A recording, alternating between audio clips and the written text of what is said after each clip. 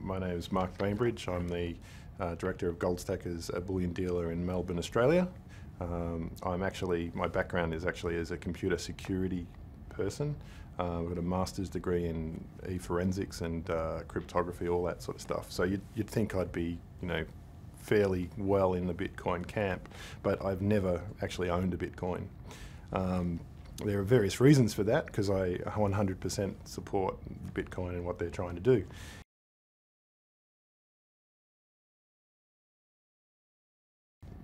I guess my transition to bullion actually came as wanting to determine a PhD topic into money laundering.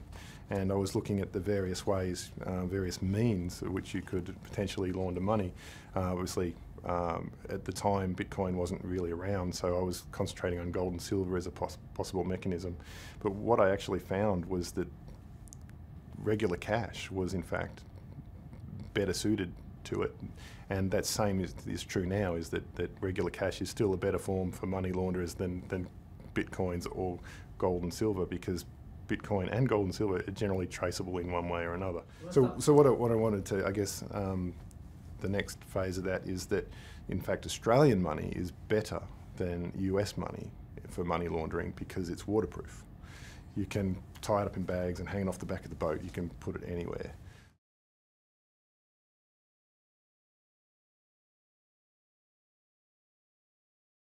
Gold, silver, precious metals, and Bitcoin kind of share a similar parentage, as it were, and you could imagine that gold and silver are the Neanderthals of the monetary world, and that over time the Neanderthals have been displaced by modern humans who are interested in fiat money, and originally it was paper money that was backed by gold and silver. So there was a transition away from pure precious metal to a paper-based system that was backed by gold and silver. Up until 1971, it became a paper-based system that was backed by other paper-based systems, or backed by itself, a kind of a circular money, as it were. So we've kind of, like in regular life, we've moved away from the ways of Neanderthal. We've forgotten how to make fire out of two sticks. We can't live in caves or sustain life for ourselves because we've become so highly specialised in doing what we're doing.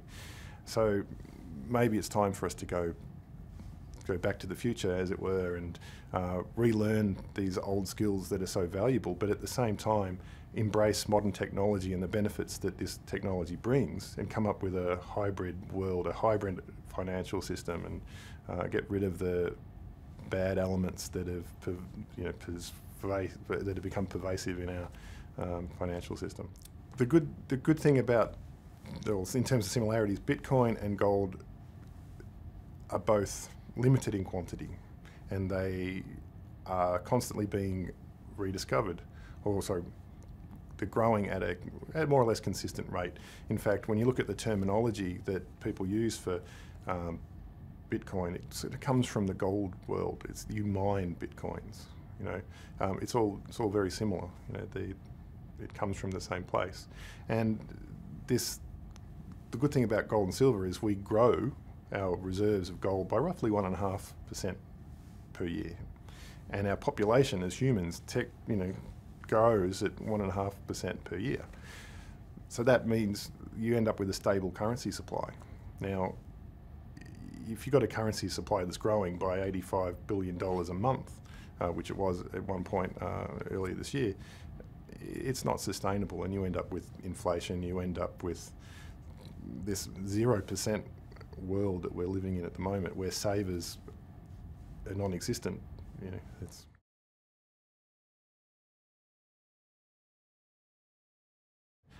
Governments have been overly influenced by the Keynesian model of things, which is falling apart. And the Keynesianism view is basically when the real economy is not working properly in their eyes, let's print money and give it to people to go and spend and make up for that shortfall in demand. But what that actually does is it stops the natural repairing of the economic cycle that happens. Boom and bust in small amounts is a good thing, but when you try and stop that bust from happening, the boom gets bigger and bigger and bigger, and when the bust does happen, its scale is so much greater. So what we saw in 2008 was a relatively small bust. But the boom that we've had since is potentially leading to an even bigger bust than what we saw in 2008.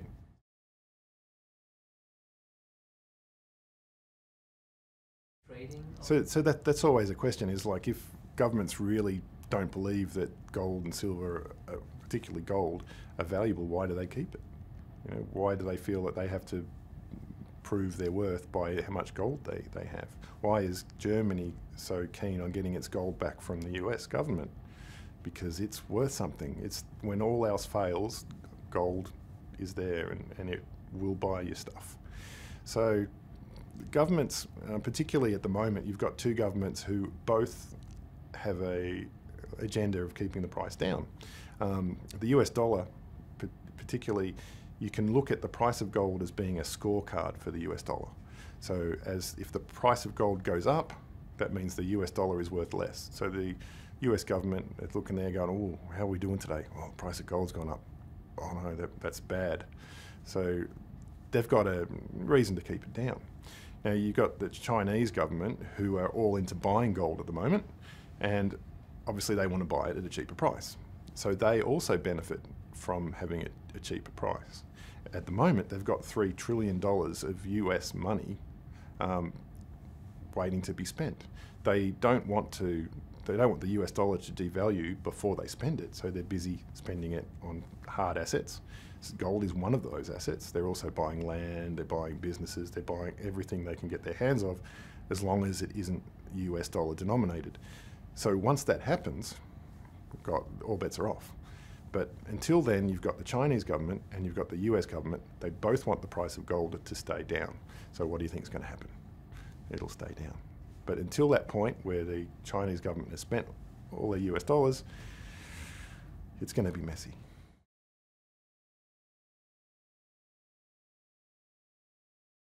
One of the things that we have, I've been involved in the creation of a new currency. It's not really new, because it's actually one of the most ancient currencies in the world, and that's called XAG. So you've got USD, you've got AUD, you've got GBP. XAG is actually the international standard code for 1 ounce of silver as a currency. So it's been in existence since the 60s, but it's never been put on anything. So we decided we'll go ahead and we'll put it on a coin, and we produced a range of silver coins with the denomination 1 XAG. And we've gone on since then to produce 10-ounce silver bars with a 10 XAG denomination. We've also producing 1 ounce silver bars with 1 XAG denomination. We're doing gold as well. That's XAU. And you can look up these codes for yourself. The ISO 4217 lists all these codes, and it's an legitimate international currency that's been in existence for 60 years, and it's actually there. So the inspiration for this it actually shares the same inspiration as that inspired Bitcoin, in that Bernard von Notthausen has been shown to be one of the inspirations behind that, because of the work he's done with the Liberty Dollar, and he was one of my inspirations in producing the XAG range that we have, along with Erwin Schiff, who basically he wrote a comic book that sort of puts how economics works into simple language, and it taught me a lot about how the economy works, and it also taught his son Peter how it works, and Peter's gone on to become a great ambassador for real economics.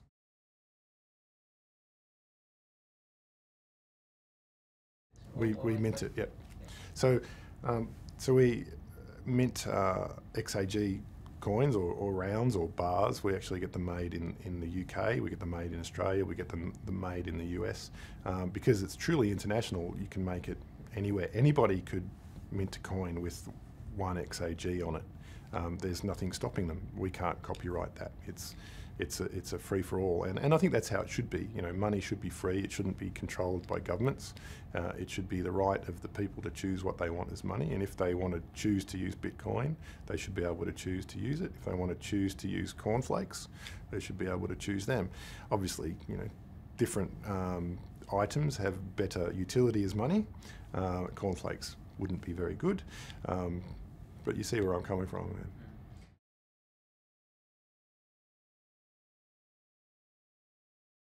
Okay, so I believe there's room in the universe for physical commodity currencies and digital, more transactional currencies, and I think they need to coexist. And I think for our, I think for humanity to evolve properly, I think they need to coexist. Bitcoins are really great in transactional environments. They're really quick. It's secure. You've got absolute certainty that it's going to the right place and it's come from the right person. Gold and silver are great for long-term physical storage of wealth, for protecting your purchasing power over long periods of time. They both achieve different things. The good thing about the two of them is they both reduce reliance on individuals setting a price for stuff that's centrally controlled.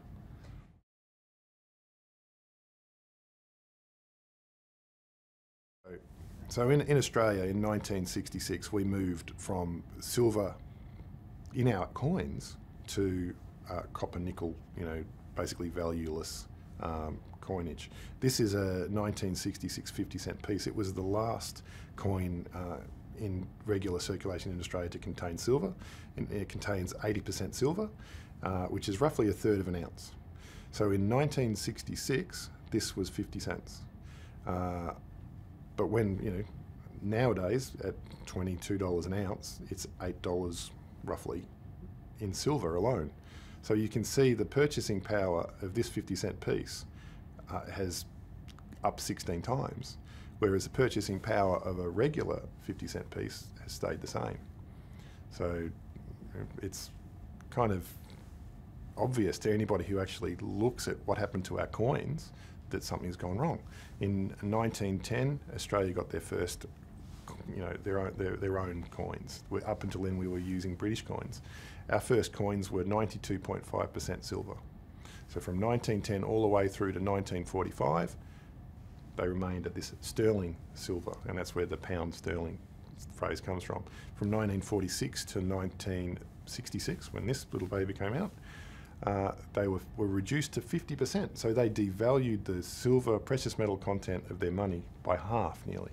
And partly you could explain a lot of that by the fact that we had just finished the Second World War. But in 1966 we moved from pounds, shillings and pence to dollars and cents, and they used that opportunity to get rid of silver completely from our coins. So we went from 50% silver to coins that looked exactly the same, had exactly the same weight, had the same colours, but contained no silver at all. So this is governments taking our money, moving us from commodity-based money to valueless fiat currency.